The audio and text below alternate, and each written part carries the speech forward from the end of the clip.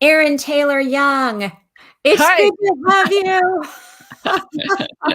It's good to be here. It's fun to be Yay. here and see your face. Absolutely. Absolutely. Well, on a Thursday morning, and we know it's such a busy season for people, but it's also a beautiful season. And Yeah, I'm just thrilled to have Erin Taylor Young with yeah. me and a little bit about our history. We met years ago, I think, at Oklahoma Christian Fiction Writers, Yes. and yeah, I went to a mini conference. It was our first meeting, and you were actually president of Oklahoma Christian Fiction Writers. I don't know how many years ago What that was, what were Erin. they thinking having me do that? I don't know.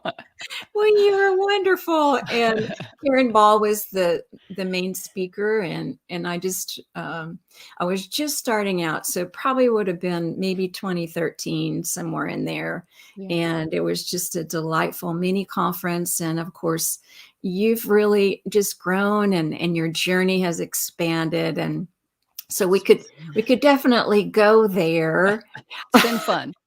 Absolutely, absolutely. But today we just really wanted to talk about the power of podcasts. And Yes. Erin co-hosts an amazing podcast with Karen Ball called Right from the Deep.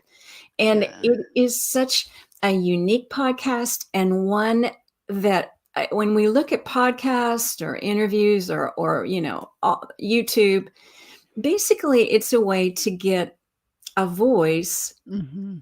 Yeah.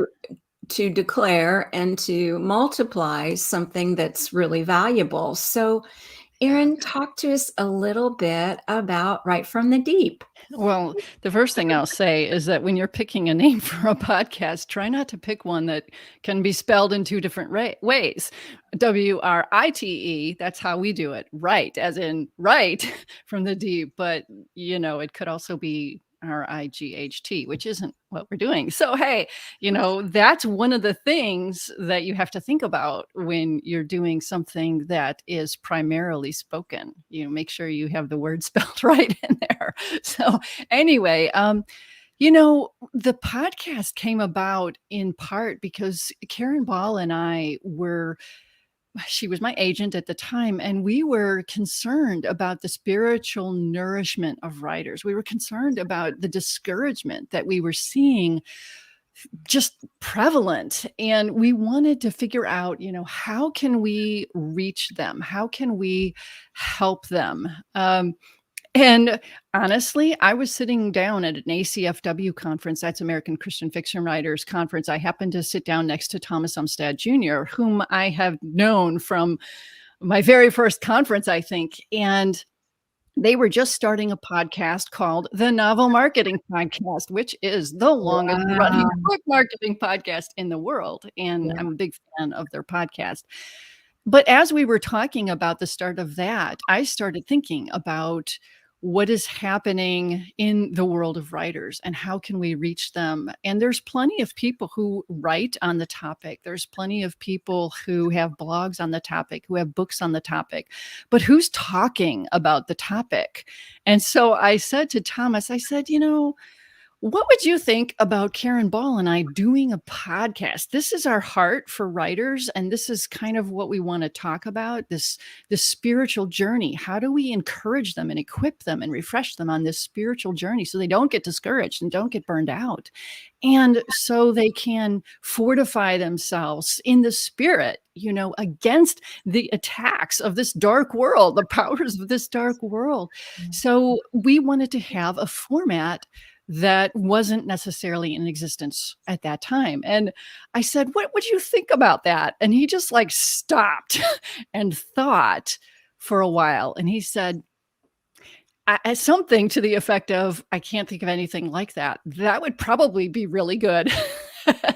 And I think, those are the divine appointments that God just happens to put together, that I happen to sit in a couch next to him, and he happened to be starting that podcast, and I happen to think of that idea. Those are all things that I think are God's way of creating this fun, synergy in the body of Christ. And that encouraged us. And we talked to him about it, and he was instrumental in helping us to get this, just learning about it. There was lots of learning involved. I did lots of research on the internet. I watched lots of YouTube videos.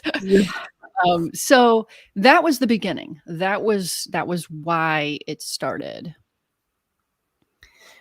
Well, I love that. I think that as writers, we discount that we have really a unique voice, Right. a unique message that needs to be declared. And Right. sometimes, writers, well, okay, so maybe me, Or all writers. or maybe, look across the vast realm of writing and try to figure out how they fit in, Yeah. where I really think that's not quite the right way to look at it, because that idea was really specific to you and Karen out of Right. a heart to serve and to help Right. writers. It was, and I think there's a really cool story about how Karen and I even started working together, like, unbeknownst to either of us, God had begun putting it on our heart to do something. We were, thinking about co-writing a book, and that whole idea came about while she was off at her annual Idaho retreat with her brainstorming group, and I was home that weekend, and it was that very same weekend, and I was specifically Mm. praying, and that's when God was like, I really think, you and Karen need to be working together. And of course, at the time, I was just, her client. She was my agent, and you don't just. And she was Karen Wall, and I was me, you know. And Yeah. I told God, I said, I'm going to pray about this. I'm going to see, what comes of this. And I prayed about that for like 3 months, and then she was at my house in September for a conference. We were going to go to the ACFW conference together. And she started talking about how she just didn't have time to like co-write, to do something, write something by herself. But she knew that she had material, she had information that she wanted to get out there. Mhm. And God was like, uh-huh, see, I'm working in her too. And so Mhm. now you need to mention this to her. And so I said, yeah, I think maybe we're, supposed to work together on this. And she's like, yes, let's do that. And I'm like, Oh. yes, let's pray about it some more. Because I still felt, kind of insecure, but it was really interesting to hear that she came up with this notion way back in July on the very same weekend. And for me, that was confirmation. And we talked to some people that we trusted to give us godly advice. So that's the whole reason why we started working together. But the podcast came about just because it was a specific way to get this message out that isn't just writing. And I'll tell you, when you talk about the power of the podcast, it's in the voice. It's in the intimate connection that you can make. It's in the back and forth that you can have with somebody else. If you're doing an interview like this, Laurel and I, we're talking to each other. Things come up. We go in a different direction. That's very spontaneous and different than writing. The writing medium is great and wonderful, and you have a unique voice as you write. You'll develop that. But podcasting is a different kind of voice altogether, and it's a different kind of connection. It's far more unedited. you know Even if you might be reading something, it's still more immediate and intimate. When you think about how people listen to podcasts, they might have headphones on. They might be doing their dishes. They might be driving in the car. They might be doing a workout. They might be walking. It's like when somebody listens to the Right from the Deep podcast, I can be with them in their environment anywhere. People Mhm. don't always like take a book and put it in front of their sink full of soapy dishes, or put it on the wall as they're changing their child's dirty diaper, but Right. a podcast, that type of intimate connection can go anywhere. And I'm surprised and not surprised, because I listen to podcasts, how people can connect with you and feel like they know you. I don't know them nearly as well as they think they know me, because they're hearing things sometimes just straight off the cuff. They're hearing the inflection in my voice. They're hearing the humor. They're hearing the spontaneity. They're hearing the passion. They're hearing all kinds of things that you can't necessarily put into writing. It's just different than writing. So that's one of, I think, the most wonderful powers in podcasting, and why it's been just so much fun to do. It's kind of a pure venue for voice, because we're not distracted by sight. Right. We're really only using our auditory sense, and yet how much is revealed just by hearing. In a Right. way, it's just a very cool, like almost inviting someone into an inner world with you. Yes. That's just lovely, when so much in the world shouts, for our attention, and there's so much screen time. And yeah, I Yes. was talking to a friend of mine who wanted to get my book, and I said, "Well, you can get it on Kindle." And she said, "By the end of the day, I'm so tired of the screen. I just want a book in my hand."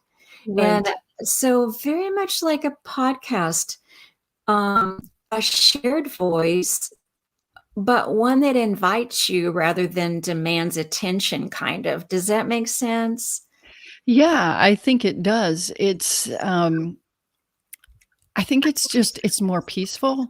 I'm not, I'm not necessarily talking to you because I want to sell you something. I'm talking because I want to help you. Um, I'm trying. A podcast host tries to give their listeners what they need, just like a writer does. It's just in a different way. We're trying to meet somebody's needs and build them up, and do what we can for them.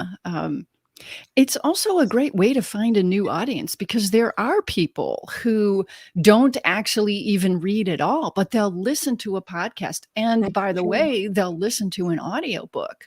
Mhm. And, if you get experience doing a podcast, that's a possibility that you might expand into, maybe your podcast is you read your novel, well, by the time you're done reading your novel over the course of 20 episodes, you've got an audiobook that you can then turn around and sell. And let me tell you that people will still buy that, even if Sure. they've heard your podcast, every bit of it. It's a different format all of a sudden when it's just this whole book. So it's interesting how a podcast can open up a new audience for you, and open up your own abilities as you start to be comfortable in front of a microphone. Think about the effect that that has too on an editor or an agent or a publisher. Maybe you're wanting to be traditionally published, and maybe your proposal is tied neck and neck with somebody else's, and they're like, "Oh, but wait, that person has a podcast." And they go and they listen to one of your episodes. And then it's like, well, that person can talk. That person has some experience doing, they would be able to do an interview. They would be able to do all of these other things that would help promote the book. So it could give you an edge, or it could just make you more likable. you know, I mean, it really does. You're a voice they've heard, not just now on paper, but in their ear. So there's just so many wonderful things that can happen through a podcast. I love it, Erin. I just, when Erin and I were talking before we went live, we were just talking about how important it is for our voice to be heard, and how that a podcast is a unique venue for our Yeah. voice, and Yeah. so it has unique benefits. It has unique pros. And Yes. so, there is, however, a certain functionality, right? So, was it difficult when you began as far as getting equipment, setting up the recording studio, and so on? Well, I'll tell you, not as difficult as people think because the world is so advanced now technologically. It's not as hard as it used to be. I think the mic I'm working with is like a $60 mic. That's not a big investment. It came with a little stand that I'm using a high-tech Webster's New Collegiate Dictionary to help put put it at the right height. So that's my solution. And then I've got this boom mic stand that I had because my husband's a musician and I use it to help screen. But this is like, maybe a $15 screen here. So that's not very expensive. When we personally record over Skype. We use Ecamm, which is like a $30 program, but there's a lot of other programs out there, some of which are free. So if you have a computer already, you can, with an investment of under $100. I have a very, right now I'm using a set of earbuds that came with like a phone from 10 years ago. you know Yeah. so I'm not using a high tech setup here. And when we first started, I was doing the sound editing with a free program on my computer. I have a Mac, so I had GarageBand, and there's free things on the internet to help you get a better sound. As you progress, you can find out about more resources. We now have a sound editor, thankfully, because that can be a little bit of a time consuming job. It can take a couple hours if you have a lot of things you want to edit out, Right. but it's not necessarily, each step isn't necessarily a big learning curve. It just can feel that way until you start taking it step by step by step. I would say the biggest thing was then just figuring out, how are we going to get this podcast out to the world? And that is a little bit, takes just a little bit more investigation, but we had a website. We have a WordPress website, and that has a handy dandy plugin. If anybody's Mhm. familiar with WordPress, they Mhm. have handy dandy plugins, and that's what we're using, and it's free. So we actually can publish our podcast um, more or less through our website. Our website is what creates the feed that goes out to all of these syndication services, like, well, they're more Okay. directories like Apple Podcasts and Google and Spotify and all of those guys. It's really not as hard as it seems, and all of that comes from our website. Although there's one more little tricky step involved, and you do need somebody to, in the cloud out there, you do need somebody to host your media files. When you make a podcast, it's really a recording, and you don't want the recordings to actually live on your website because that bogs down your website. So we Right. have a media host. And then on our website, you can't tell this. You can look at our website at rightfromthedeep.com. You can go and look at there. And there's a little thing you can play when you click on the tab for podcasts. You can play that podcast right there. But technically, behind the scenes, that's a link that is sending you to listen to that. It's like it's playing that media file is actually playing from Libsyn, which is a media host. And there's companies Okay. out there. So it sounds complicated. I know some of you are like, yeah, I'm done now. I'm glazed over. But it sounds just a little daunting at first. But I actually watched some YouTube videos where people were like making little designs. They made like pictures on the board. I'm visual, and I could see how it all worked together with those pictures. So honestly, a couple hours on YouTube and you'll get a pretty good handle on how the whole thing is done. That's good. Oh, you're getting spotty reception for some reason, Erin. I apologize.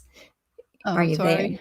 There we are. There we are. Yeah. Yeah, I was thinking this morning. I actually was thinking about Panster versus Plotter, and I thought, I've never lived success.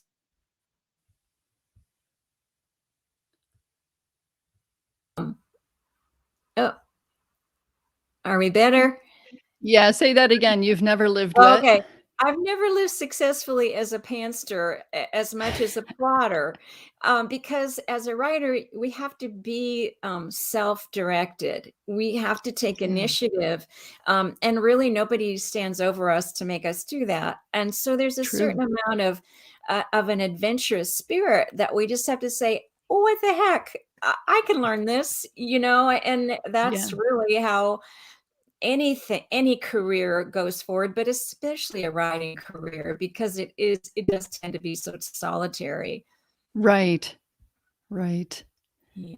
It does, and, the thing is that if you wanna do a podcast that you're just doing yourself, you can sit in a closet and record Yeah. that, and you don't even have to tell anyone else. You can record 5 episodes and listen to them and practice and decide if this is something you wanna do. You can, and it's good practice. It's good to practice. You can, have different styles that you think about. What kind of a show would I do if I wanted to talk to people? And you can change the show as it goes. The episode number 1 and 2 and 3 are very different than episode number 155 and 156. So don't be afraid to feel like, you know what, I can modify over time. I can learn as I go. I'm going to sound better as I go. Yeah. I will warn everybody that nobody likes their voice when they first hear it. Nobody. Well, I can't say nobody. There's probably an exception out there. But if you don't like your voice when you first hear it, just think, I'm not alone. 'Cause but that's not the same as somebody else. You will sound different. There's no getting around that. You're just Yeah. gonna sound weird and unusual. But it's kind of fun to think about who that person can be.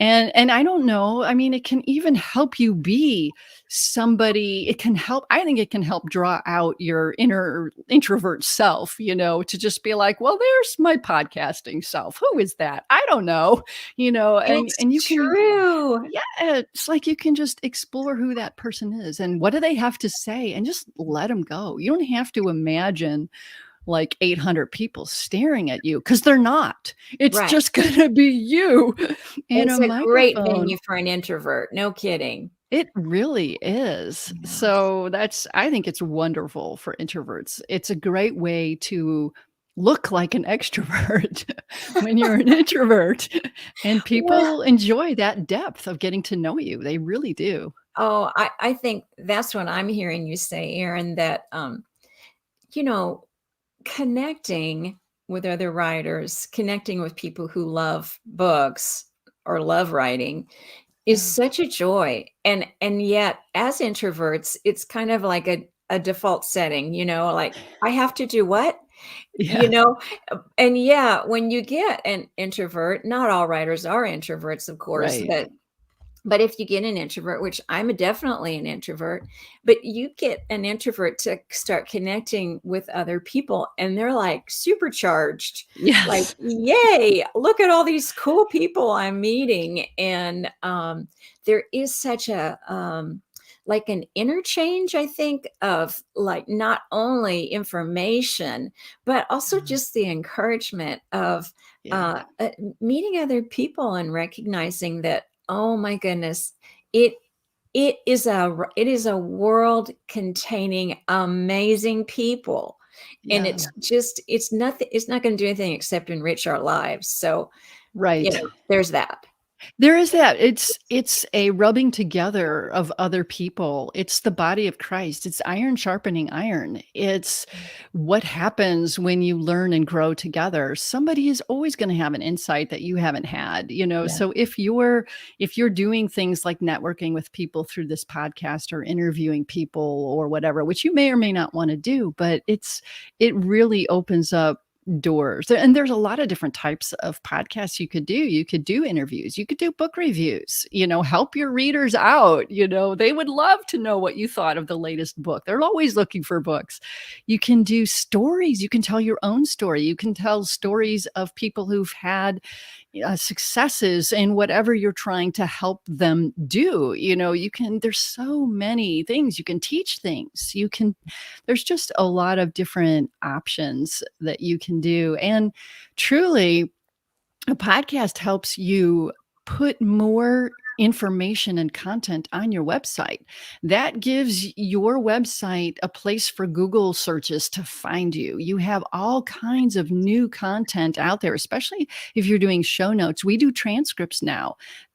That's a lot of material that we're generating, and it's just one more way to help somebody, or to encourage them, or to let them know they're not alone, or to let a reader or an editor or an agent or anybody find you. So Yeah. it's just there's so much fun involved. Absolutely. And because they're so topical, people know exactly what they're getting, and address that a Yeah. little bit, right? I mean, you do need to recognize your purpose and stay with your purpose. Is that true? It is, and I'll tell you, it's actually it's actually really helpful because on Right from the Deep, we have a page where people can, if they are interested in being interviewed, they can go to that page. But I find people don't go to that page and they don't read what we want to know. And so I get these random things saying, so and so wrote a book about this, and I bet they'd be a good person to interview. And I'm just like, you don't know who my audience is, and you don't know how to reach them and how to help them. So it is important for you to understand, what are you talking about, and what are you trying to help do? What are you trying to contribute to the world? And it's so interesting when you start getting other people, trying to get a guest podcast, trying to get on your show. And it's just, then you can turn around and go, oh, when I'm trying to sell my book to somebody or help them know what it's about, they really want to know what's in it for them. And it's interesting when you start getting bad requests, how suddenly you are more aware of what you want to do in your own types of requests, with the descriptions on your books, with when Mhm. somebody says, what are you writing? You become very aware of how to scale that down into a hook that makes sense, or an audience that makes sense. So yes, you do need to figure out who you are and what you want to talk about, but you don't have to figure that out for sure on day one. It's Yeah. okay to take some time to explore that. And it's good if people do, like you said, Laurel, it's good that people know what to expect when they come to your podcast. But there's a lot of openness there. There's one podcast that I listen to that's the Creative Pen podcast. It's not Oh, necessarily a I Christian love that one. perspective. Right, Yeah. I do too. But you never know what you're gonna get. She might be talking about AI. She might be talking about plotting your novel. She might be talking about, all kinds of things, but it's gonna have something to do with writing. But there's a lot of variation in there. I listened to a different podcast just for my own enrichment. It's called The Productive Woman. Okay, she talks about productivity for women, but you never know exactly what she's going to talk about. One day it might be how to declutter, because that inhibits productivity. And one day it might be a book about, how to have a good to-do list, but it's still about productivity. So there's general specifics. It's specifically general. How's Well, that? I think that's what I hear you saying too, that, because like the Creative Pen, it's broad, but Yep. at the same time, I know it's gonna be, stuffed full of all kinds, a anything you wanna know about writing. It's really a clever, title, Right. and I don't mean clever in a bad way, but I mean, it catches your attention. It's like Right. right from the deep. I don't know, as a writer and as a Christian, I recognize right from the deep that speaks to me. I get that, Right. so I know that there's a deep part of me as a writer that Right. you're going to be nurturing. So Right. that makes sense to me. But then I am part of your target audience, But, so the interesting thing is how it's really about the audience, because the Creative Pen podcast, anybody who's a writer, anybody who wants to get better at the writing craft or the writing business, that's the audience, and anybody who wants to be encouraged and nurtured and spiritually fortified and who's a writer or even just a creative, that's my listener. So it seems like it's really about identifying who is your listener, and yeah, then there's a that's good. wide range of things that you can address based That's on what does my listener need. So I think, in the Productive Woman podcast, okay, yeah, that is addressing listeners. They're women who want to be better at finding the things they want to do and how to get them done, and understanding their own purpose and goal in each day. So it's interesting how it's still focused on who is the listener when you're trying to think about what are you talking about. That makes so much sense. That makes so much sense, and it helps as people begin to think about, "Do I wanna do a podcast? And if I do, who do I want to help?" And Right. actually, I love that. I learned that from Chris Maselli years ago because I was Ah. so adverse to any kind of marketing. I was like, "No." And he said, "If you look at, getting your voice out there in a way to help people, to Right. encourage them, and to serve them, then Yeah. you're gonna be much more, inclined to do what you do, with a happy heart." So, I Yeah. see that a lot of what we call marketing is really interconnectedness. It's Right. building community, and a much broader community than we thought was possible. But I love Right. what you said because it's all about identifying who we wanna reach. What Right. are their needs? What's the cry of their heart, So I think that's key, and maybe, Yeah. that would be number 1 on trying to determine, even as we name a podcast, um, who that audience is, and what Right. do we have to offer that audience. The thing Right. that I love about this, Erin, is that it doesn't have to be just what I have to offer, because I Yeah. can bring on board all kinds of people who know what I don't know to Yes. and to enrich other people, which is like win-win. Yes. Yes, yes, and Um, that's fun, and that's part of the networking too, as part of the enjoyment of the fellowship of the body, it's and it connects you to other people. I have friends now that I didn't have before because we interviewed them through a mutual friend, and mhm. now our lives are richer for all of that. So, yeah. We love that. We love that. And I tell my,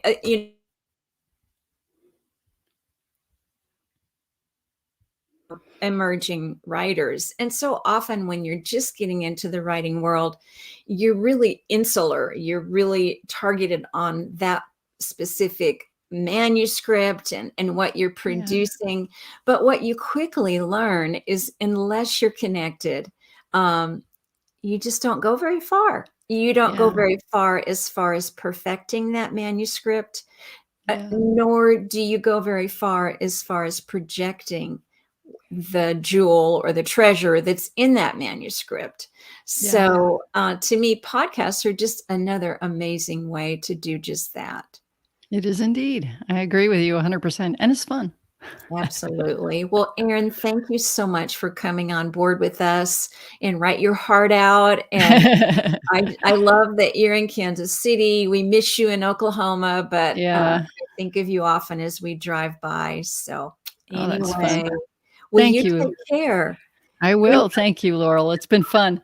it has been fun. And thanks again. And we'll see you soon. Okay. Oh, one thing I wanted to say to everybody, sorry, little addendum.